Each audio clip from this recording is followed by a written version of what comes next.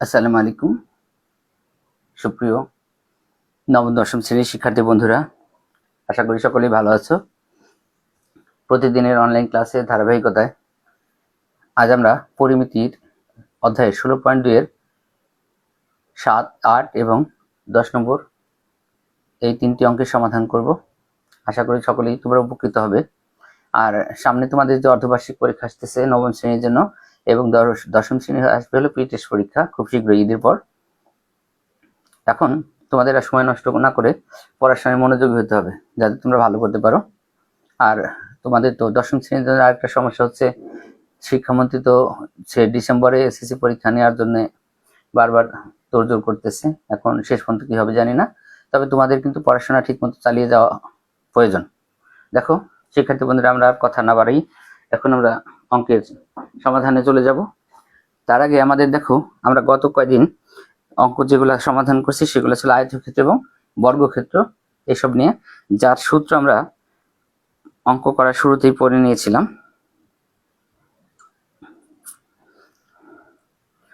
এখন আজকে যেহেতু আমরা আজকের অংশটা আমাদের দেখো সামান্তরিক এবং রম্বস নিয়ে, অর্থাৎ সামান্তরিক এবং রম্বস নিয়ে যেহেতু আজকে আমরা অঙ্কটা করব, তাহলে আমাদের আগের সামান্তরিক এবং রম্বসের সূত্রগুলো নিয়ে একটু আলোচনা করার প্রয়োজন মনে করি, তারপরে আমরা সমাধানে যাব।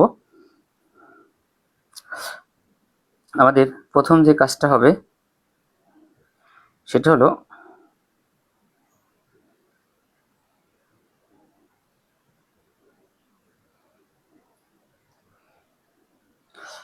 সামান্তরিকের সূত্র সম্পর্কে আলোচনা করব। এরপর আমরা রম্বসের অঙ্কটা যখন করব তখন রম্বসের সূত্র আলোচনা করে তারপর রম্বসের অঙ্ক যাব। যেহেতু আমরা সামান্তরিক নিয়ে প্রথমে কাজ করব, এজন্য আমাদের সামান্তরিক নিয়ে প্রথমে আলোচনা করা প্রয়োজন। আর সুপ্রিয় শিক্ষার্থী বন্ধুরা, তোমরা যারা ক্লাসে জয়েন করবা, তোমাদের প্রত্যেকের কাছে অনুরোধ থাকবে তোমরা ক্লাসগুলো কি করবা, শেয়ার করে দিবা। তোমরা ক্লাসগুলো শেয়ার করে দিলে অনেকেই দেখতে পারবে এবং তারা আশা করি উপকৃত হবে। দেখো প্রিয় বন্ধুরা, আমরা এখন আর কথা বাড়াবো না, এখন আমরা সরাসরি এমনিতেই আমরা ক্লাসে জয়েন করছি 10-15 মিনিট পরে, এই জন্য আর কথা না বাড়িয়ে আমরা সমাধানে যাব। এখন দেখো আমাদের প্রথম ধরো সামান্তরিক সম্পর্কে আমরা একটু ধারণা নিয়ে নিই, বেসিকটা। ধরো আমাদের আয়তর সাথে সামান্তরিকের একটা সামঞ্জস্য আছে। লক্ষ্য করো বন্ধুরা, আমরা যদি এটাকে বলি এ বি সি এবং কে ডি, লক্ষ্য করো এবিসিডিতে একটা এই যে চিত্রটা আমরা আঁকছি এটা একটা সামান্তরিক। এখন সামান্তরিকের দেখো বিপরীত বাহুদ্বয় সমান এবং সমান্তরাল। দেখো এবি বাহুর সমান্তরাল হলো সিডি বাহু, এই বাহুর দুটি সমান এবং সমান্তরাল, এবং এই পাশে দেখো বিসি বাহু এবং এই পাশে এডি বাহুটাও দেখো সমান এবং সমান্তরাল, কিন্তু কোণগুলো সমকোণ নয়, এই জন্য এটা সামান্তরিক হয়ে গেছে। আর কোণগুলা যদি সমকোণ থাকতো, অর্থাৎ এই বাহুটাকে যদি আমরা ধাক্কা দিয়ে সোজা করে দিই, তাহলে এটা কি হয়ে যাবে, একটা আয়তক্ষেত্র হয়ে যাবে। এখন আমাদের এই সামান্তরিকের ক্ষেত্রফল থেকেই কিন্তু আমরা সব মানে চতুর্ভুজের ক্ষেত্রফলগুলো আর ত্রিভুজের ক্ষেত্রফলগুলো নির্ণয় করতে পারি। আমাদের মূলত সামান্তরিকের ক্ষেত্রফলের সূত্রটা হইতেছিল ভূমি গুণ উচ্চতা, অর্থাৎ আমাদের এই বিটা কিন্তু ভূমি, এবং এখানে আমাদের উচ্চতা হলে একটা লম্ব আঁকতে হবে সরাসরি। ধর আমরা এটার নাম দিলাম কি ডি, অর্থাৎ এখানে আমাদের সামান্তরিকের ক্ষেত্রফলটা কি হইতেছে দেখো এ বি গুণ ডি, অর্থাৎ ভূমি গুণ উচ্চতা। তাহলে কি আমরা জানলাম, সামান্তরিকের ক্ষেত্রফলটা হবে কি ভূমি গুণ উচ্চতা, এবং সামান্তরিকের পরিসীমা এবং আয়তক্ষেত্রের পরিসীমা সূত্র কিন্তু আবার এক। আমরা এখানে যদিও বলি আয়তক্ষেত্রের ক্ষেত্রে বলি 2 × দৈর্ঘ্য যোগ প্রস্থ, এখানে আমরা সেটা না, এখানে দেখো বড় দুইটা বাহুর যোগফল এবং ছোট দুইটা বাহুর যোগফল, এটা একসাথে করে ফেললে আমরা কি পাবো, পরিসীমাটা পেয়ে যাব।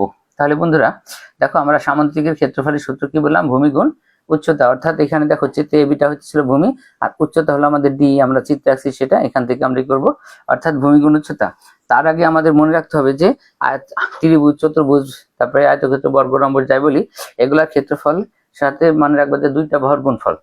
এই দুইটা বাহুর গুণফলটা মাথায় থাকলে আমরা যে কোনো কিছু ক্ষেত্রফল এইভাবে নির্ণয় করে ফেলতে পারবো এবং সূত্রগুলো মুখস্থ করতে সুবিধা হবে। তাহলে বন্ধুরা আমরা আর এটা নিয়ে বেশি আলোচনা না করে আমরা সরাসরি এবার সমাধানে চলে যাব। দেখো বন্ধুরা, তাহলে আমাদের প্রথম যে সমাধানটা আসতেছে সেটা হলো আমাদের কত, 7 নম্বর অঙ্ক। লক্ষ্য করো 7 নম্বর অঙ্ক যেহেতু সমাধান করবো, এটার উদ্দীপকে আমরা চলে যাই। দেখো এই উদ্দীপকে আমাদের কি বলতেছে, একটি সামান্তরিকের ভূমি উচ্চতার কত 3/4 অংশ। দেখো কত বলতেছে, 3/4 অংশ এবং ক্ষেত্রফল 363 বর্গ মিটার হলে ক্ষেত্রটির ভূমি এবং উচ্চতা নির্ণয় করো। তাহলে আমাদের এই ক্ষেত্রটির ভূমি এবং উচ্চতাটা যদি আমরা নির্ণয় করতে চাই, তাহলে আমাদের যে কাজটা করতে হবে,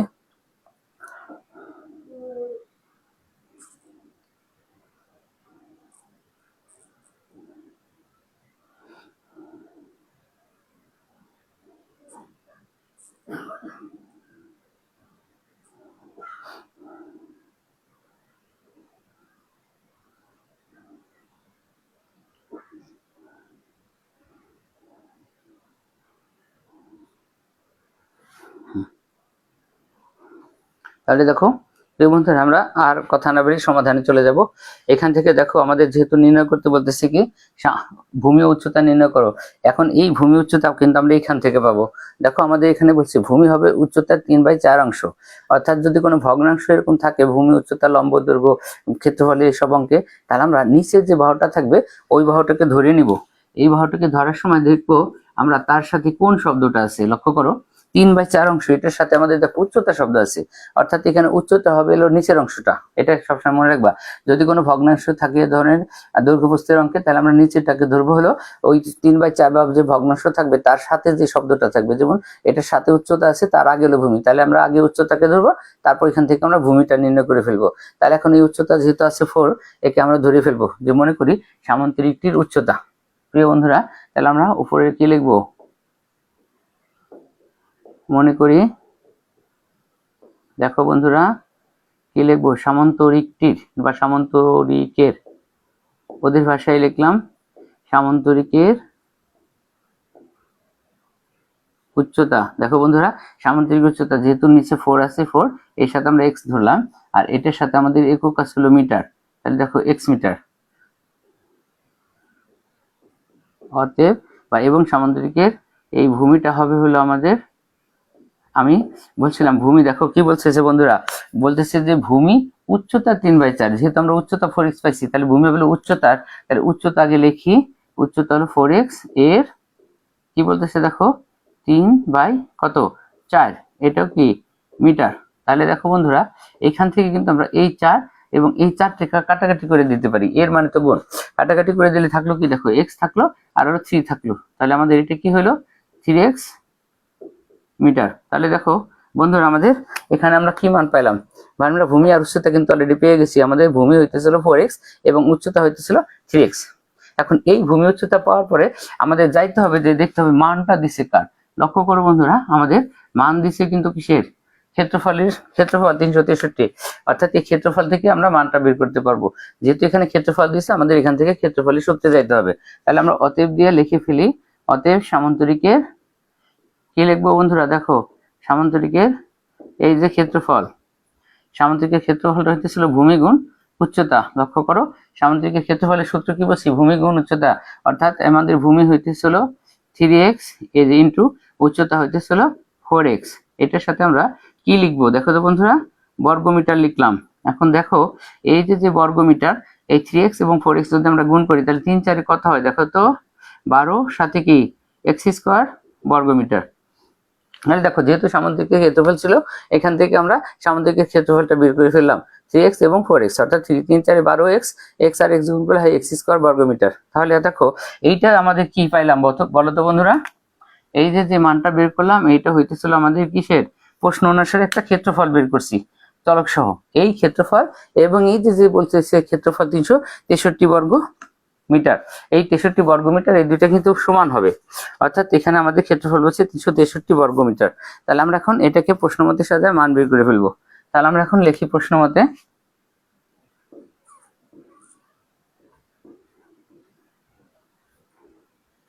দেখো বন্ধুরা লিখলাম কি প্রশ্নমতে, যে 12x² সমান কত, দেখো 363। এখন আমরা এখান থেকে x² এর মান বের করব, আমরা এই সংখ্যাটাকে 12 দিয়ে ভাগ করে দেব, 363, আমরা এখানে কত দিয়ে ভাগ করব, 12 দিয়ে ভাগ করব, 360 থাকলে বেশি সুবিধা হইতো অঙ্কটা করতে। 363 ভাগ হইতেছে হলো 12, তাহলে আমাদের হইতেছিল 30.25। তাহলে দেখো বন্ধুরা, এখানে আমরা x² সমান মানটা পাইতেছি হলো 30.25। এখন লক্ষ্য করো এখান থেকে আমরা এক্স এর মানটা বের করব। তাহলে এই যে এক্স এর সাথে স্কোয়ার আছে, আমরা এটা সবসময় জানি এক পাশের সংখ্যা গুণ থাকলে অন্য পাশে যা ভাগ হয়, ভাগ থাকলে কি হয়, গুণ হয়, যোগ থাকলে বিয়োগ হয়, বিয়োগ থাকলে যোগ হয়, এবং কোনো একটা পাশে যদি স্কোয়ার থাকে সেই স্কোয়ার অন্য পাশে গেলে কি হয়, রুট হয়, অর্থাৎ বর্গমূল হয়। তাহলে আমরা এখন 30.25 এটাকে কি করব, বর্গমূল করে দিব। তাহলে দেখো প্রিয় বন্ধুরা, আমাদের এটাকে যদি বর্গ করে দিই তাহলে দেখো এক্স এর মান কত পাই আমরা। এখন এই মানটাকে আমরা রুট করে দিব, তাহলে হবে কি 5.5, অর্থাৎ আমরা এখানে রুট করে দিই 5.5। তাহলে দেখো প্রিয় বন্ধুরা, আমরা এখানে কিন্তু মান পেয়ে গেছি, আমরা যে এক্স এর মানটা ধরছিলাম সেই মানটা পেয়ে গেছি 5, এই যে 0.5 মিটার। দেখো আমরা এখন এই যে মানটা পাইছি এক্স এর মান, এখন আমাদের দেখো জানতে চাইছিল যে তাহলে ক্ষেত্রটির ভূমি ও উচ্চতা নির্ণয় করো। তাহলে আমরা এখন এই জায়গায় এক্স এর মানটা বসাইলে কিন্তু আমরা ক্ষেত্রটির ভূমি পাবো, কি পাবো, উচ্চতাও পাবো। তাহলে আমরা এখন লিখে ফেলি, অতএব এই দিক থেকে লিখি একটু ওদের সাথে মিলায়া, অতএব ক্ষেত্রটির কি লিখবো, দেখো ভূমি, ওদের সাথে মিলায়া ক্ষেত্রটির ভূমি, ওরা আগে বলছি যে আমরা ভূমি আগে লিখলাম। এখন দেখো ক্ষেত্রের ভূমি ছিল ওটা 3x, তাহলে আমরা এই যে লিখলাম 3 গুণ x এর মান 5 পয়েন্ট কত 5, 3 5 15, 3 5 15 অর্থাৎ 16.5। তাহলে আমরা এটাকে 3 দিয়ে গুণ করলে কত পাই, 16.5। তাহলে দেখো বন্ধুরা, আমরা সমান দিয়ে এই পাশে লিখে রাখলাম 16.5 মিটার, যেহেতু ভূমি একক মিটারই হবে। অতএব আমাদের এখানে ক্ষেত্রটির উচ্চতা বের করতে হবে। তাহলে দেখো প্রিয় বন্ধুরা, উচ্চতা দেখো আমাদের ধরা ছিল 4x, তাহলে আমরা এখন লিখবো 4 গুণ 5.5, অর্থাৎ 4 5 20, 4 5 20, অর্থাৎ তাহলে কত হয় 22.5 হয়ে যায়। তাহলে আমাদের মানটা হলো 5.5 গুণ হলো 4, কত হলো 22, 4 5 20, হ্যাঁ 22। তাহলে দেখো প্রিয় বন্ধুরা, আমরা কিন্তু দুটেরই মান নির্ণয় করে ফেলতে পারছি। আমাদের বলছিল যে সামান্তরিকটির বা ক্ষেত্রটির ভূমি ও উচ্চতা নির্ণয় করো, তাহলে আমরা কিন্তু এখানে উত্তর পেয়ে গেছি যে অতএব ক্ষেত্রটির ভূমি হবে 16.5 মিটার এবং উচ্চতা হবে কত 22 মিটার। তাহলে দেখো সুপ্রিয় শিক্ষার্থী বন্ধুরা, আমাদের প্রথম অঙ্কটির সমাধান কিন্তু শেষ হয়ে গেছে। তাহলে আমরা নিচে আরেকটা বার লিখে দেব উত্তর। অতএব মানে বইয়ের সাথে মিলাই লিখবো ক্ষেত্রটির, দেখো আমরা লিখতেছি ক্ষেত্রটির ভূমি 16.5 মিটার, এবং ওরা মাঝখানে কি শব্দ ব্যবহার করছে, ও আমরা ওটাই ব্যবহার করব, ওদের সাথে মিলা, ও উচ্চতা 22 মিটার। অঙ্ক আমাদের শেষ হয়ে গেছে। তাহলে দেখো প্রিয় শিক্ষার্থী বন্ধুরা, আমাদের প্রথম অঙ্কটার কিন্তু সমাধান শেষ। আমরা এখন পরের অঙ্কে যাব, ততক্ষণ তোমরা একটু দেখে ফেলো।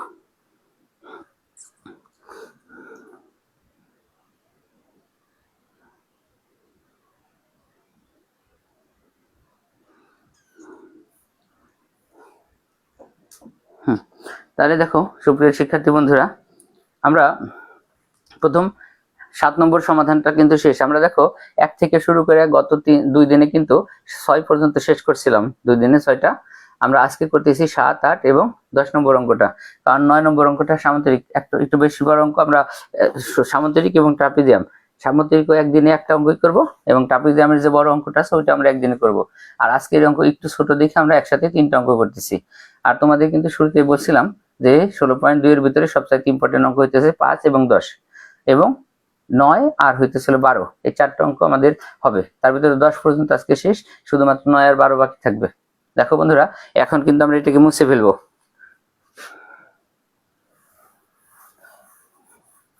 দেখো আমাদের কিছু শব্দ রাইখে দেওয়ার প্রয়োজন, আমি এই জন্য এটা রাইখে দিলাম। এরপরে তাহলে দেখো আমরা পরের অঙ্কটা পড়ি। দেখো দ্বিতীয় উদ্দীপকে আমরা যাই। দ্বিতীয় উদ্দীপক আমাদের কি বলতেছে দেখো তো বন্ধুরা, বলতেছে একটি সামান্তরিকের ক্ষেত্রফল একটি বর্গক্ষেত্রের ক্ষেত্রফলের সমান। অর্থাৎ আমরা যদি সামান্তরিকের ক্ষেত্রফল নির্ণয় করতে পারি, সেটা থেকে বর্গক্ষেত্রে যাইতে পারবো। এরপরে যদি আমরা বর্গক্ষেত্রের ক্ষেত্রফল নির্ণয় করতে পারি, সেটা থেকেও সামান্তরিকে যাইতে পারবো। প্রথম অংশ। দ্বিতীয় অংশ বলতেছে সামান্তরিকের ভূমি হলো 125 মিটার এবং উচ্চতা 5 মিটার হলে। এখন আমরা তো একটু আগেই বলছি সামান্তরিকের ক্ষেত্রফলটা হইতেছে ভূমি গুণ উচ্চতা, অর্থাৎ এখানে ভূমির মানও দিয়ে দিছে, উচ্চতার মানও 5 মিটার দিয়ে দিছে। অর্থাৎ যদি মানটা দিয়ে দেয়, এখান থেকে আমাদের আর বেশি কষ্ট করতে হবে না। তাহলে আমরা এখন লিখে ফেলি যে মনে করি সামান্তরিকের ভূমি বা দেওয়া আছে এখানে, আমরা মনে করি লিখতে পারবো না, কারণ আমরা তো মান ধরতে পারতেছি না। এখন মানটা আমাদের দেওয়া আছে, তাহলে আমরা এটা লিখে ফেলি। দেখো বন্ধুরা, এটা আমাদের 8 নম্বর অঙ্ক। আর এখানে আমরা শুরুতে লিখবো কি, দেখো তো বন্ধুরা, আমরা শুরুতে লিখবো দেওয়া আছে। দেখো কি লিখলাম, দেওয়া আছে সামুদ্রিকের, প্রথমে আমাদের দিছে ভূমি, তাহলে আমরা প্রথমে লিখবো হলো ভূমি, পরেরটা লিখবো হলো উচ্চতা। দেখো প্রিয় শিক্ষার্থী বন্ধুরা, তাহলে আমরা সামুদ্রিকের, দেখো প্রথমে মানটা দিছে সামুদ্রিকের ভূমি, তাহলে আমরা এই জন্য লিখবো সামুদ্রিকের, দেখো সামুদ্রিকের ভূমি বলতেছিল 125 মিটার, তাহলে আমরা লিখতে ফেলি 125 মিটার, পাশে লিখলাম 125, মাঝে ডট দিলাম 125, এবং উচ্চতা দিয়ে আছে 5 মিটার, এবং আমাদের সামুদ্রিকের উচ্চতা, এবং উচ্চতা দিচ্ছে দেখো কত, 5 মিটার। এই উচ্চতা 5 মিটার দেওয়ার ফলে আমাদের এখান থেকে কিন্তু আমরা একবারই ক্ষেত্রফলটা নির্ণয় করে ফেলতে পারবো। তাহলে আমরা এখানে লিখি অতএব এই যে সামুদ্রিকের ক্ষেত্রফল। দেখো প্রিয় বন্ধুরা, সামুদ্রিকের ক্ষেত্রফল আমরা একটু আগে সূত্র নিয়ে আলোচনা করছি, তখন বলছি সামুদ্রিকের ক্ষেত্রফল হইতেছিল ভূমি গুণ উচ্চতা, অর্থাৎ ভূমির 125, উচ্চতা হলো 5, তাহলে আমরা এটাকে গুণ করে ফেলি। 125 গুণ হইতেছিল কত, 5, আর মিটার পার মিটার গুণ করলে হলো বর্গ মিটার, অর্থাৎ ইংলিশে বলে মিটার পার স্কয়ার। আচ্ছা দেখো বর্গ মিটার হলো, তাহলে আমরা এখন যদি গুণ করি, এটার মানটা হইতেছে কত, দেখো 625। লক্ষ্য করো, আমাদের ভূমি হলো 125 আর উচ্চতা হইতেছিল শুধু 5, তাহলে এখন এই দুটাকে যদি আমরা গুণ করি, তাহলে আমরা মানটা পাইতেছি হলো কত, দেখো 625 বর্গ মিটার। অর্থাৎ এখানে কিন্তু আমরা সামুদ্রিকের ক্ষেত্রফল পেয়ে গেছি। দেখো প্রশ্নের শুরুতে কি বলছিল, সামুদ্রিকের ক্ষেত্রফল হবে একটি বর্গক্ষেত্রের ক্ষেত্রফলের সমান, অর্থাৎ সামুদ্রিকের ক্ষেত্রফল যদি 625 হয়, এটা বর্গক্ষেত্রের ক্ষেত্রফল হবে। তাহলে আমরা সামুদ্রিক থেকে বর্গক্ষেত্রে চলে যাব। তাহলে আমরা এখন লিখি অতএব বর্গক্ষেত্রটির ক্ষেত্রফল। এখানে একটা শর্ত লেখা যায় যে যেহেতু সামুদ্রিকের ক্ষেত্রফল বর্গক্ষেত্রের ক্ষেত্রফলের সমান, তারপরে বর্গক্ষেত্রে, কিন্তু আমাদের প্রশ্ন তো বলেই দিছে, আমরা শর্ত লিখলেও হবে না লিখলেও হবে, তবে লিখে দেওয়া ভালো, তা আমরা লিখবো না। তাহলে আমরা এখানে সামুদ্রিকের কাজ শেষ, বর্গক্ষেত্রে চলে যাব। আমরা লিখি অতএব, দেখো কি বলতেছে, বর্গক্ষেত্রের, অতএব বর্গক্ষেত্রের ক্ষেত্রফল কিন্তু এটাই। দেখো বন্ধুরা, বর্গক্ষেত্রের ক্ষেত্রফল তাহলে কত হইলো, 625 কি দেখো বর্গ মিটার।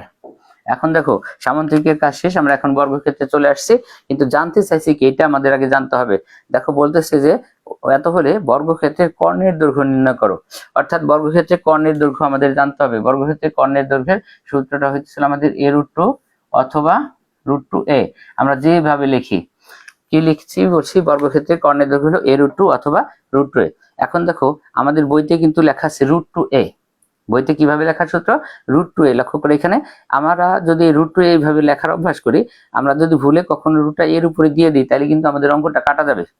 এই জন্য আমরা √2a না লিখে আমরা সবচাইতে ভালো লেখা হলো a√2, অর্থাৎ a√2 যদি আমরা লিখি, এই রুট কখনো এর পরে আসার সম্ভাবনা নাই, এটাই বেশি সঠিক। কিন্তু তোমাদের বইতে √2a লিখছে, এখানে তোমাদের জন্য একটা ঝুঁকি আছে, তোমরা তাড়াহুড়ো করে লিখতে যা, যদি এর উপরে রুটটা দিয়ে দাও তাহলে কিন্তু অঙ্ক কাটা যাবে। এই জন্য তোমরা a√2 লিখতে পারো, √2a লিখতে পারো। আমার কাছে কিন্তু a√2 লেখাটাই বেশি সুবিধাজনক মনে হয়।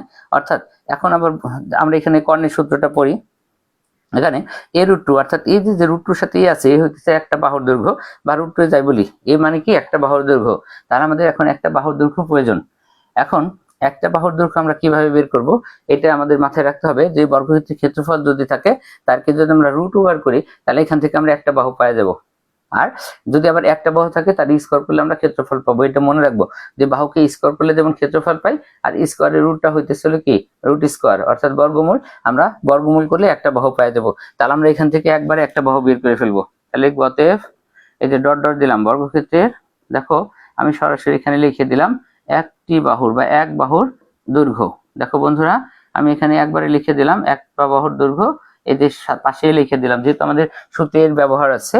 আর একটা বাহুর দৈর্ঘ্য আমরা বলছি কি, ক্ষেত্রফলে √ওভার করলেই আমরা সেই মানটা পেয়ে যাব। তাহলে লক্ষ্য করো, এটা যেহেতু √ওভার করে দিছি, এখন আর সে বর্গমিটার থাকবে না, সে এখন মিটার হয়ে যাবে। তোমরা জানো 625 কে বর্গমূল করলে কিন্তু 25 হয়, এটা তোমাদের জানা আছে কিনা। তাহলে আমরা এখন রুট অ্যান্সার, অর্থাৎ আমরা রুট করব কাকে, রুট করব হলো 625 কে, অর্থাৎ 25। এটা কিন্তু আমাদের মুখস্থ আছে। দেখো তাহলে আমরা অলরেডি কি পেয়ে গেছি বন্ধুরা, একটা বাহুর দৈর্ঘ্য কিন্তু পেয়ে গেছি। এখন আমরা ওই যে বলছিলাম যে একটা বাহুর দৈর্ঘ্য √2 এ বা √2 যে কোনো একটা জায়গায় বসাই দিলে আমরা কিন্তু কি পেয়ে যাব, কর্ণের দৈর্ঘ্য পেয়ে যাব। আমরা ওদের ভাষার সাথে মিলাই লিখবো, অতএব বর্গক্ষেত্রের কর্ণের দৈর্ঘ্য। আমরা এখানে কি লিখবো, অতএব বর্গক্ষেত্রের কর্ণের দৈর্ঘ্য। তাহলে আমরা লিখে ফেলি, অতএব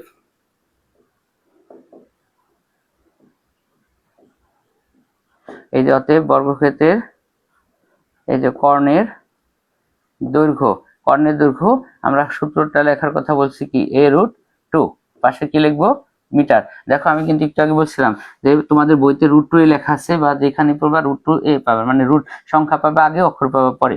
কিন্তু আমাদের ওইখানে লেখা রুট সংখ্যার উপরে অক্ষরের উপরে গেলে ঝামেলা আছে, এখানে সবসময় a√2 লিখবা। a√2 লিখলে আর তোমার রুট কখনো অক্ষরের উপর আসার সম্ভাবনা নাই। অর্থাৎ আমরা এখন মান বসিয়ে দিতে পারি। এর মানটা হইতেছিল আমাদের 25, সাথে হলো √2। এই যে মানটা বসাইলাম, এখন এইখানে দেখো আমাদের গুণও দিতে হয় নাই, কিন্তু 25√2 লিখে রাখছি। অথবা √2 এ যদি তুমি লিখতে, তাহলে √2 পাশে 25 লিখতে গেলে তোমার কিন্তু গুণ চিহ্ন ব্যবহার করতেই হতো বাধ্যতামূলক ভাবে। এই জন্য তোমরা √2 এ না পড়ে সবসময় পড়বা a√2। অর্থাৎ এই যে 25√2 এটাই কিন্তু আমাদের সূত্র মূলত। কিন্তু এখন এর সাথে আমরা যদি গুণ দিই √2, মানে আমরা এখন এটাকে দশমিকে নিয়ে যাব, তাহলে আমাদের মানটা হবে 35.36। আমরা যদি এটাকে গুণ করে দিই বন্ধুরা, তাহলে আমাদের রুট করা মানে গুণ করার পরে মানটা হবে 35.36 মিটার। তাহলে দেখো বন্ধুরা, আমাদের 8 নম্বর অঙ্কটাও কিন্তু সমাধান করা হয়ে গেছে। আমরা লাস্টে আরেকটা বার উত্তর লিখে দিতে পারি, অথবা আমরা এখানে এটাই কিন্তু আমাদের উত্তর, মিটার লেখা আমরা এখানে ব্র্যাকেটে কি লিখে রাখতে পারি, ব্র্যাকেটে অ্যাপ্রক্সিমেট, অর্থাৎ প্রায় চিহ্ন প্রায় লিখে রাখলাম, যেহেতু আমাদের মানটা এটা হয়েছে। তাহলে দেখো শিক্ষার্থী প্রিয় বন্ধুরা, আমাদের বর্গক্ষেত্রের কর্ণের দৈর্ঘ্য, এখান থেকে আমরা বর্গক্ষেত্রের ক্ষেত্রফল বের করতে পারতো, বর্গক্ষেত্রের পরিসীমা বলতে পারতো। যেহেতু আমরা একটা বাহুর দৈর্ঘ্য পাইছি, তারপর এখন বর্গক্ষেত্রের সম্পর্কে যাই বলুক আমরা সূত্র জানা থাকলে সব কাজই করতে পারবো। দেখো বন্ধুরা, তাহলে আমাদের কিন্তু 8 নম্বর অঙ্কটাও শেষ হয়ে গেছে। তোমরা একটু করো, দয়া করে কি করো, অঙ্কটা আরেকটা বার দেখে নাও।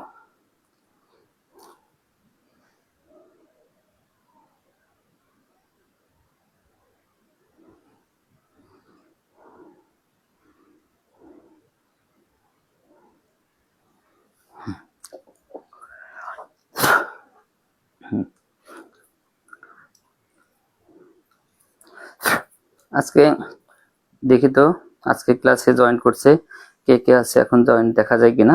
আচ্ছা, এখানে দেখা গেছিল মোহাম্মদ এমডি আক্তার মিয়া, আমার ঘনিষ্ঠ বন্ধু, ঢাকায় থাকেন। এরপরে আসছিল মেহেরুন্নেসা আপা ম্যাডাম হচ্ছেন হলো ঢাকার বিখ্যাত একটি স্কুল রায়ের বাজার উচ্চ বিদ্যালয়ের, যেটার প্রধান শিক্ষিকা, সম্মানিত উনি, এবং শিক্ষক নেতা হিসেবে খুবই সম্মানিত মানুষ। ম্যাডামকে অনেক ধন্যবাদ। ম্যাডাম গতকাল আমার ক্লাসটা দেখছিলেন, আজকেও কষ্ট করে দেখতেছেন। ওনার মতো একজন ব্যস্ত মানুষ, সেজন্য ম্যাডামকে অনেক ধন্যবাদ এবং সালাম থাকলো। আমাদের প্রধান শিক্ষক, আমার স্কুলের প্রধান শিক্ষকও উনি প্রায় দিনই আমার ক্লাসে জয়েন করেন। এবং মেহেরুন্নেসা ম্যাডাম আমি 2-3 দিন ধরে দেখতেছি, উনিও জয়েন করতেছেন। ওনার মতো একজন ব্যস্ত মানুষ কষ্ট করে আমার ক্লাস দেখেন, এই জন্য বিশেষভাবে ধন্যবাদ থাকলো এবং সালাম। আচ্ছা প্রিয় শিক্ষার্থী বন্ধুরা, তাহলে আমাদের এখন এটার কাজও কিন্তু আমরা শেষ করে ফেললাম। এরপরে আমাদের যে 10 নম্বর অঙ্কটা আসতেছে, এরপরে এই অঙ্কটা ভেরি ভেরি ইম্পর্টেন্ট। এই 10 নম্বর রম্বসের অঙ্কটা যে পরীক্ষায় কতবার আসছে বিগত 10 বছরে, মানে গুণেও শেষ করা যাবে না। অর্থাৎ এই রম্বসের অঙ্কটা খুবই খুবই ইম্পর্টেন্ট। তাহলে আমরা 8 নম্বরটা মুছে ফেললাম বন্ধুরা। 8 মুছে আমরা এখন 10 নম্বর করব, এবং 10 নম্বর অঙ্কের সমাধান হলে আমাদের ক্লাসও আজকের মতো শেষ করে দিব। তবে তোমাদের যারা দেখো ক্লাস নিয়মিত, বা এখন অনেকে জয়েন করে নাই, হয়তো ওরা ক্লাসটা পরে দেখে নেয়। তারপরে আমি দেখো প্রিয় শিক্ষার্থী বন্ধুরা, এখন আমরা 10 নম্বর অঙ্কটা প্রশ্নটা পড়ি। কি করতে বলছে এখানে, বলতেছেন যে একটি রম্বসের পরিসীমা 180 সেন্টিমিটার। আর আমরা সবসময় বলি যে ত্রিভুজ, চতুর্ভুজ, আয়তবর্গ, রম্বস, সামুদ্রিক যা কিছুই বলুক না কেন, যে কোনো কিছুর পরিসীমা বলতে বোঝা হলো তার বাহুগুলোর সমষ্টি। অর্থাৎ ত্রিভুজে যেমন 3টা বাহু, সেই 3টা বাহুর মানকে যদি আমরা যোগ করি, তাহলে আমরা ত্রিভুজের পরিসীমা পাই। যেমন রম্বসের 4টা বাহু আছে এবং 4টা বাহু সমান, এই জন্য 4টা বাহুকে যোগ করলে আমরা পরিসীমা পাই। এরপরে রম্বস মানে যা কিছু বলি, অর্থাৎ কোনো কিছুর পরিসীমা বলতে বোঝাইতেছে তার বাহুগুলোর সমষ্টি। এর প্রথম অংশ। তাহলে আমাদের চারটে বাহুর মান একসাথে দিয়ে দিছে 180। আমাদের যদি এখান থেকে একটা মান বের করতে হয় তাহলে আমরা একে 4 দিয়ে ভাগ করলে একটা বাহুর মান পাবো। এটা আমাদের প্রথম অংশটা গেল। দ্বিতীয় অংশ বলতেছে এবং ক্ষুদ্রতম কর্ণ 54 সেন্টিমিটার। আর আমরা এটা তো জানি যে কোনো চতুর্ভুজের দুইটা কর্ণ আঁকা যায়, এটা সবাই জানা আছে। এবং এই যে কর্ণ দুইটা আঁকা যায়, আমরা এই কর্ণ সংজ্ঞাটাও আলোচনা করছি এর আগে, যে যে কোনো চতুর্ভুজের বিপরীত কৌণিক বিন্দু বরাবর রেখাকে কি বলা হয়? কর্ণ বলা হয়। বিপরীত কৌণিক বিন্দু, দেখো এই যে আমরা এমনি একটু চিত্র আঁকি, বিপরীত কৌণিক বিন্দু বোঝাইতেছে ধর এই কোণাকুণি একটা দাগ দিলাম আর এই কোণাকুণি একটা দাগ দিলাম, এইটার বিপরীত কৌণিক বিন্দু কিন্তু এইটা, আর এই যে এটার বিপরীত কৌণিক বিন্দু হচ্ছে সেটা। অর্থাৎ বিপরীত কৌণিক বিন্দু বরাবর যে রেখা যদি আমরা আঁকি, এখানে এটাকেই কর্ণ বলে। এবং চতুর্ভুজের দুইটা কর্ণ আঁকা যায়, এটা আমরা সবাই জানি। এই জন্য বলতেছে ক্ষুদ্রতম কর্ণ হলো 54 সেন্টিমিটার। তাহলে অপর কর্ণ, দেখো আমাদের এখানে একটা কর্ণ হচ্ছে ছোট আর একটা কর্ণ হবে বড়, এর ভিতরে ক্ষুদ্রতম কর্ণটা বলতেছে কত? 54। তাহলে বড় কর্ণ মানে আরেকটা কর্ণ আছে, সেটা বড় বৃহত্তম বলে নাই, যদিও বলছে অপর কর্ণ এবং ক্ষেত্রফল নির্ণয় করো। এখন এই অঙ্কটা যদি আমাদের অপর কর্ণ নাম নির্ণয় করতে বলে, তারপর আমাদের অপর কর্ণ আগে নির্ণয় করতে হবে। কারণ কি, রম্বসের ক্ষেত্রফলটা হইতেছে হাফ গুণ কর্ণ দুইটির গুণফল। তাহলে আমরা কি বললাম? রম্বসের ক্ষেত্রফল হইতেছে কি? হাফ গুণ কর্ণ দুইটির গুণফল। তাহলে আমাদের কর্ণের মান না জানা থাকলে তো ক্ষেত্রফল নির্ণয় করতে পারবোই না। অর্থাৎ শুধু যদি বলতো ক্ষেত্রফল নির্ণয় করো, তাহলে আমাদের এখানে কি করতে হইতো? অপর কর্ণ আগেই বের করতে হইতো। আর এই অঙ্কটা কিন্তু আমি তোমাদের বলছি 98-99% ইম্পর্টেন্ট। ধর আমরা এই অঙ্কটাকে এরকম বলে দিই, এটা মোটামুটি 98% ইম্পর্টেন্ট পরীক্ষা আসার মতো। অর্ধবার্ষিক পরীক্ষা অথবা প্রি-টেস্ট পরীক্ষা 10ম শ্রেণীর এই অঙ্কটা আমরা কোনো না কোনো জায়গায় পাইতে পারি। দেখো প্রিয় শিক্ষার্থী বন্ধুরা, তাহলে আমরা আর কথা না বাড়িয়ে এখন 10 নম্বর প্রশ্নের সমাধানে চলে যাই। এখন আমি এখানে লিখলাম হলো 10 নম্বর দিলাম। এখন দেখো 10 নম্বরে আমাদের প্রথমে একটা রম্বস আঁকতে হবে এবং এই রম্বসের সম্পর্কে ব্যাখ্যা দিতে হবে, তারপর আমরা ক্ষেত্রফলের অঙ্ক করব। দেখো প্রিয় বন্ধুরা, তাহলে আমরা খুব বেশি বড় করে না, একটা মোটামুটি রম্বসের চিত্র এঁকে নিই। এখন দেখো আমাদের রম্বসের চিত্র না আঁকলে এই অঙ্কটা সমাধান করতে পারবো না। তাহলে দেখো বন্ধুরা, আমরা একটা রম্বস আঁকছি, রম্বসের একটা নামও দিয়ে দিব। এইটা দেখো নাম এ, এই পাশে দিলাম বি, আর এই পাশে দিলাম সি, আর এইখানে দিলাম হলো ডি। তাহলে দেখো আমরা একটা রম্বসের চিত্র আঁকছি, এ বি সি ডি, একটা রম্বস। এখন এই রম্বসের সামন্ত মানে পরিসীমা দিয়ে আসলে 180। তাহলে আমি এই চিত্র একটু একটু করে চিত্র আঁকবো এবং একটু করে ব্যাখ্যা দিব, তারপরে আমরা অঙ্কে চলে যাব। তাহলে আমরা এখন এইখানে লিখি যে এখানে, অথবা মনে করি, দেখো আমি কি লিখবো এখানে, মনে করি এ বি সি ডি একটি রম্বস। দেখো আমি কি লিখছি, মনে করি এবিসিডি একটি রম্বস।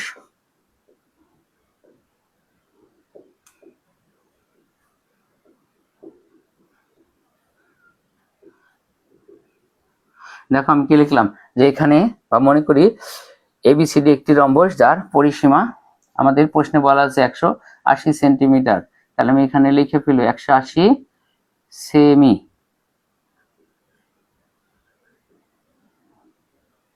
এখান থেকে আমাদের রম্বসের অঙ্ক করতে গেলে বা বর্গের অঙ্ক করতে গেলে একটা বাহুর দৈর্ঘ্য প্রয়োজন পড়ে। আমরা এই জন্য একটা বাহুর দৈর্ঘ্য নির্ণয় করে লিখবো আগে থেকেই। অতএব একটি বাহুর দৈর্ঘ্য, দেখো বন্ধুরা আমরা এই যে এই করে লিখতেছি, একটি বাহুর দৈর্ঘ্য সমান হইতেছে, যেহেতু রম্বসের পরিসীমা 180 এবং এর চারটে বাহু সমান, এর আমরা 4 দিয়ে যদি ভাগ দিই, তাহলে আমরা এখান থেকে কি পাওয়া যাব?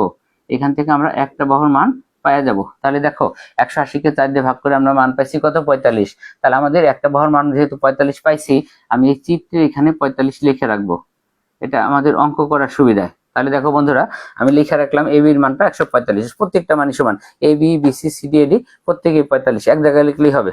তাহলে দেখো আমরা একটা বাহুর মান কিন্তু পাই গেছি।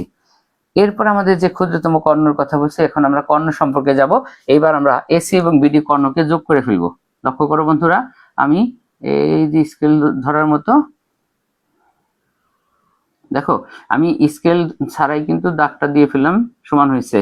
আচ্ছা দেখো আমাদের এখন এখানে আমরা দুইটা কর্ণ এঁকে ফেললাম, কিন্তু একটা কর্ণ নাম এসি আর একটা কর্ণ নাম হচ্ছিল বিডি। এইখানে এই তথ্যটা আমরা এখানে বলবো, এখানে আমরা বলবো এসি ও বিডি কর্ণ পরস্পর ওই বিন্দুতে মিলিত হয় বা ওই বিন্দুতে ছেদ করে, যে কোনো একটা লিখলেই হবে আমাদের। দেখো বন্ধুরা আমরা লিখে দিলাম যে এসি ও বিডি কর্ণ। দেখো একটা কর্ণ নাম হলো এসি এবং আরেকটা কর্ণ নাম হলো বিডি, তাই বলছি এসি ও বিডি কর্ণ। ওটা কেমন হয়ে গেল, এ দেখো কি লিখছি, এসি ও বিডি কর্ণ পরস্পর ও বিন্দুতে ছেদ করে বা ও বিন্দুতে মিলিত হয়। এখন এটা হওয়ার ফলে আমরা দেখো এখন দুইটা কর্ণ কিন্তু পেয়ে গেছি। লক্ষ্য করো এসি একটা কর্ণ হয়েছে, বিডি একটা কর্ণ হয়েছে। এখানেও কিন্তু আমরা চোখে দেখতে পাচ্ছি বিডি কর্ণটা হলো ছোট এবং এসি কর্ণটা হইতেছে একটু বড়। এই যে যেহেতু প্রশ্নে বলছে ক্ষুদ্রতম কর্ণ জানো, তাহলে আমরা এখন এখানে এটার কথাই বলবো। অতএব দেখো বন্ধুরা আমরা এখানে লিখে ফেলি ক্ষুদ্রতম কর্ণটি, দেখো ক্ষুদ্রতম কর্ণের নাম কি, বিডি। বিডি সমান হইতেছে হলো কত, 54 সেন্টিমিটার। কত হলো, 54 সেন্টিমিটার। এখন আমরা আরেকটু আলোচনা করি। দেখো এইখানে ও বিন্দুতে ছেদ করার পরে আমাদের চারটা ত্রিভুজ হয়েছে। দেখো এর নিচে একটা ত্রিভুজ, ডাইনে একটা ত্রিভুজ, উপরে একটা ত্রিভুজ এবং বাম পাশে একটা ত্রিভুজ। আমরা এখানে দেখতেছি চারটা ত্রিভুজ কিন্তু দৃশ্যমান। এই চারটা ত্রিভুজ প্রত্যেকেই সমান এবং সমকোণী ত্রিভুজ।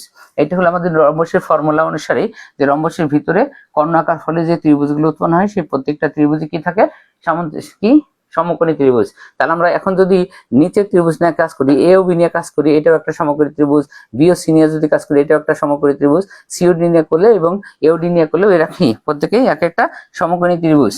অর্থাৎ এখন এই সমকোণী ত্রিভুজ যেহেতু আমাদের এসির মানটা বের করতে হবে, তোমাদের বলি এসির মান যদি আমাদের বের করতে হয় তাহলে আমরা একবার এসির মান বের করতে পারবো না। এই জন্য আমরা এ থেকে ও পর্যন্ত বের করব। কি বললাম, এ থেকে ও পর্যন্ত আগে বের করব, তারপরে আমরা তার ডবল করে দিলে আমরা এসির মান পেয়ে যাবো। এখন এই মানটা বের করতে গেলে যদি আমরা এ ওর মান বের করতে চাই, তাহলে দেখো আমাদের এ বির মানটা অলরেডি পাইছি, তাহলে বি ওর মানটা কিন্তু আমাদের লাগবে। দেখো বি ওর মানটা আমি যদি এই চিত্রটাকে একটু তোমাদের হালকা রং করে দিই বোঝানোর জন্য, তাহলে আমি একটু নীল মার্কার দিয়ে এখানে দিলাম, এই যে এইটুকুন দিলাম। আমরা এই ত্রিভুজটা নিয়ে হলো কাজ করব। দেখো বন্ধুরা তোমাদের বোঝানোর জন্য এই নীল কালি দিয়ে একটু দাগ দিয়ে দিলাম। এখন এই ত্রিভুজটা নিয়ে যদি কাজ করি, লক্ষ্য করো এইটা 45 পাইছি, আর এই বিয়োর মানটা যদি বের করতে পারি তাহলে কিন্তু আমরা এর মান পেয়ে যাবো। তাহলে এখন এখান থেকে দেখো আমরা অতএব বিও বের করে ফেলতে পারি। দেখো বন্ধুরা এখানে আমরা বি যদি ও লিখি, বিওটা হইতেছে বিডি এর অর্ধেক অর্থাৎ 54 আছে, একে আমরা 2 দিয়ে ভাগ করব। তাহলে 2 দিয়ে ভাগ করলে আমাদের এটার মান পাওয়া গেলাম আমরা কত, 27, অর্থাৎ আমি এখানে লিখে রাখলাম 27। তাহলে দেখো প্রিয় বন্ধুরা আমাদের এ বির মান কিন্তু পেয়ে গেছি 45 এবং বি এর মানটা পাইছি কত, 27। অর্থাৎ এখন লক্ষ্য করো, আর প্রত্যেকেই যদি সমকোণী ত্রিভুজ হয় তাহলে পিথাগোরাসের সূত্র দিয়ে কিন্তু আমরা এখন এ এর মানটা বের করে ফেলতে পারবো। এখন লক্ষ্য করো এই যে চারপাশে চারটে বাহু পিথাগোরাসের সূত্র অনুসারে বা সমকোণী ত্রিভুজের নিয়ম অনুসারে এই A B B C C D A D এরা হইতেছিল কি অতিভুজ, এরা হইতেছে অতিভুজ। অর্থাৎ আমরা তো অতিভুজ জানি। এখন অতিভুজের মান আছে আর এই ভিতরে একটা বাহু হবে লম্ব, একটা বাহু হবে উচ্চতা। এখন এটা কিন্তু আমাদের বলতে হবে না যে কোনটা লম্ব কোনটা উচ্চতা, এখান থেকে আমাদের এর মানটা বের করতে হবে। আমরা পিথাগোরাসের সূত্র থেকে জানি যদি আমরা অতিভুজের মান বের করি তাহলে সমান দেয়া লম্ব স্কয়ার আর ভূমি স্কয়ার, লম্ব আর ভূমিকে স্কয়ার করে যোগ করি। কিন্তু এখান থেকে যদি আমরা লম্বর মান বের করি তাহলে অতিভুজ থেকে ভূমি বাদ দিতে হবে, আর যদি ভূমি বের করি অতিভুজ থেকে লম্ব বাদ দিতে হবে। এই ফর্মুলা দিয়ে কিন্তু আমরা এর মানটা পেয়ে যাব। তাহলে দেখো বন্ধুরা আমরা এখন এর মানটা বের করতে গেলে আমাদের যে কাজটা করতে হবে, এইখানে আমরা লিখবো এখন। দেখো এখন এই যে ত্রিভুজ এ ও বি, ছোট একটা হাইফেন দিলাম এ ও বি। দেখো আমরা কি লিখছি, এখন ত্রিভুজ এ ও বি, আমি যে নীল কালি দিয়ে তোমাদের বোঝানোর জন্য মার্ক করে রাখছি সেটা। এখন ত্রিভুজ এ ও বি এ পিথাগোরাসের সূত্র অনুসারে যে এ এর মানটা আমরা বের করব বন্ধুরা, এ ও সমান হইতেছে হলো √/, এ বি স্কয়ার মাইনাস হলো কি বিও স্কয়ার। এখন দেখো এবি থেকে আমাদের বিওটা বাদ চলে যাবে। তাহলে আমরা এখন যে কাজটা করবো, এখানে রুটের ভিতরে এবি স্কয়ার, এবিটা হইতেছিল 45 তার সাথে স্কয়ার, আর বিওটা হইতেছিল 27 তার সাথেও কি স্কয়ার। এরপরে লক্ষ্য করো আমাদের এই যে মানটা পাইতেছি 45 স্কয়ার, 45 কি করলে হবে হলো 2025 মাইনাস, আর 27 কি করলে হবে হলো 729। এই দুটো মানকে যদি আমরা ভাঙাই ফেলি মানে বিয়োগ করে দিই তাহলে হবে 1296। লক্ষ্য করো, আর 1296 কে যদি আমরা √/করি মান বেরোবে হলো 36। তোমরা দেখো ক্যালকুলেশন করে দেখো এই মানগুলাই বেরোবে। আমরা যদি এটা বলি 45 স্কোয়ার তাহলে হবে হলো 2025। দেখো 45 স্কোয়ার করলে হলো 2025, এটা আমরা জানি। 27 কি স্কোয়ার করলে হবে হলো আমাদের কত 729, এটাও জানি। এবং এই যে 2025 থেকে যদি আমরা 729 মাইনাস করে দিই তাহলে আমাদের হবে হলো 1296, এবং এই 1296 কে যদি আমরা রুট করি তাহলে হবে হলো 36। তাহলে বন্ধুরা দেখো আমাদের অর্ধেক মান কিন্তু আমরা পেয়ে গেছি। আমাদের কি কি মান পাওয়া গেছে, এর মান পাইছি, এও মানে হইতেছে অর্ধেক, তার ডাবল করলে আমরা কিন্তু এসি পেয়ে যাব, এসি, এবং তারপর আমরা ক্ষেত্রফলটা নির্ণয় করে ফেলতে পারবো। তাহলে দেখো প্রিয় শিক্ষার্থী বন্ধুরা, এখান থেকে কিন্তু আমাদের মূল কাজ প্রায় শেষের দিকে। আমরা এইখান থেকে যে কাজটা করব একটু বামে নিয়ে যাব। এখান থেকে আমাদের যে কাজটা হবে হলো প্রথমে আমরা এসির মানটা বের করব, এওকে ডাবল করে মানে গুণ দিয়ে তারপর আমরা ক্ষেত্রফলটা নির্ণয় করে ফেলবো। এই অংশটা আমরা বামে নিয়ে যাই। আমরা এখন এই অংশটাকে যদি বাম পাশে এই দিকে নিয়ে আসি, লক্ষ্য করো আমি এখানে কি লিখবো, অতএব অপর কর্ণ। দেখো বন্ধুরা আমরা এখানে ছোট ছোট করে লিখি অপর কর্ণ। আমাদের অপর কর্ণের নাম হলো এসি।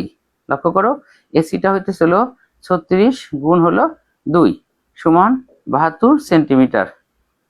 দেখো বন্ধুরা আমরা অপর কর্ণ পেয়ে গেলাম। তাহলে অপর কর্ণ দেখো আমাদের বলছিল অপর কর্ণ এবং ক্ষেত্রফল নির্ণয় করো। তাহলে অপর কর্ণটা আমাদের কি হইলো, দেখো এসি সমান, যেহেতু ওটা হইতেছে কি অর্ধেক, অর্থাৎ এর ডবল, অর্থাৎ 36কে আমরা দ্বিগুণ করলে ওইটার কি পেয়ে যাবো, মান পেয়ে যাব। এখন আমাদের যেটা জানতে চেয়েছে ক্ষেত্রফল নির্ণয় করো, আমরা লিখবো অতএব রম্বসটির ক্ষেত্রফল। এখানেই লিখবো অতএব, দেখো কি লিখবো, রম্বসটির ক্ষেত্রফল। এখন দেখো রম্বসটির ক্ষেত্রফলের সূত্র কি, হাফ ইন্টু এসি ইন্টু কি বিডি। লক্ষ্য করো আমাদের রম্বসের ক্ষেত্রফল আমরা শুরুতেই বলছিলাম, রম্বসের ক্ষেত্রফল সূত্র হাফ গুণ কর্ণ দুটির গুণফল। আমরা কি বলছিলাম শুরুতে আলোচনার সময়, যে হাফ গুণ কর্ণ দুটির গুণফল, অর্থাৎ আমাদের একটা কর্ণের নাম হলো এসি আর একটা কর্ণের নাম হইতেছিল বিডি। তাহলে আমরা এখন মানটা বসাই দিই। এখন দেখো আমাদের মান কি হইতেছে 1/2।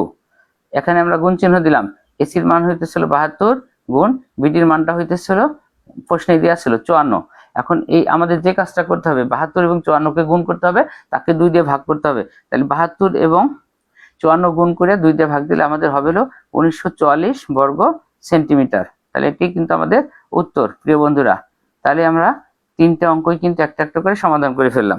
তাহলে আমাদের রম্বসের ক্ষেত্রফলে লিখলাম অতএব রম্বসটির ক্ষেত্রফল, বসুন্ধরা ফুটা কই এই দিলাম, রম্বসটির ক্ষেত্রফল সমান হাফ গুণ কর্ণ দুটির গুণফল, অর্থাৎ half into AC into BD, half আর 72 54 গুণ দিছি, অর্থাৎ এখন যে ক্যালকুলেশন করবো 72 এবং 54কে গুণ করব, গুণ করে 1/2 মানে কি 2 দিয়ে ভাগ করবো, ভাগ করলে 1944 বর্গ সেন্টিমিটার। এটাই হইতেছে আমাদের সেই কাঙ্ক্ষিত উত্তর। তাহলে দেখো বন্ধুরা আমাদের সবগুলো অঙ্ক কিন্তু একটা একটা করে সমাধান হয়ে গেছে। আশা করি তোমরা যদি এই অঙ্ক ক্লাসটা 2-3 বার দেখো বা প্র্যাকটিস করো তাহলে সব অঙ্কগুলো তোমরা ইনশাল্লাহ ভালো মতো পারবা। তাহলে বন্ধুরা আজকে আমরা আর কথা বাড়াবো না। দেখো আমাদের গত 2 দিনে আমরা 6 পর্যন্ত করছিলাম, আজকে আমরা আরো 3টা অঙ্ক করলাম, 7, 8 এবং 10। 9 নম্বরটা আমরা কেন রেখে দিছি, আমরা বলছি 9টা হলো ট্রাপিজিয়াম সামুদ্রিকের অঙ্ক, আর 12 আসছিল ট্রাপিজিয়ামের অঙ্ক। আমরা এই 2টা অঙ্ক 2 দিনে করব, ওর সাথে আমরা অন্য কোনো অঙ্ক করব না। একদিন ট্রাপিজিয়াম করে দেবো, একদিন সামুদ্রিক করে দেবো, তারপরে আর যাতে ঝামেলা না থাকে, মানে ওইটা বেসিকটা বুঝাইতে গেলে তোমাদের দীর্ঘ সময় লাগবে। আমরা এক একদিন এক একটা অঙ্ক সমাধান করব। আর এই অঙ্কগুলো একটু ছোট থাকার জন্য আমরা প্রতিদিন 2টা 3টা 4টা করে সলভ করতেছি। তাহলে শিক্ষার্থী বন্ধুরা আমরা আজকের মতো কথা বাড়াইতেছি না, তোমরা এই ক্লাসগুলো প্রতিদিন দেখবা, আর তোমরা ক্লাসগুলো দেখলে তোমাদেরই উপকার হবে। সেজন্য তোমরা ক্লাসটা কিন্তু এখন ফেসবুকে থাকবে। আমি আবার যে তোমাদের বলছিলাম যে আমি একটা ইউটিউব চ্যানেল অলরেডি খুলে ফেলছি, এই ইউটিউব চ্যানেল থেকেও তোমরা দেখে নিতে পারবা। তাহলে বন্ধুরা আর কথা বাড়াইতেছি না, তোমরা সকলে ভালো থাকো সেই শুভকামনা রেখে আগামী দিনের জন্য আজকে রাখছি। আগামীকাল আবার তোমাদের সাথে দেখা হবে, হয়তো ট্রাপিজিয়াম কিংবা সামুদ্রিকের অঙ্ক নিয়ে। সেই পর্যন্ত সকলে ভালো থাকো, আল্লাহ হাফেজ।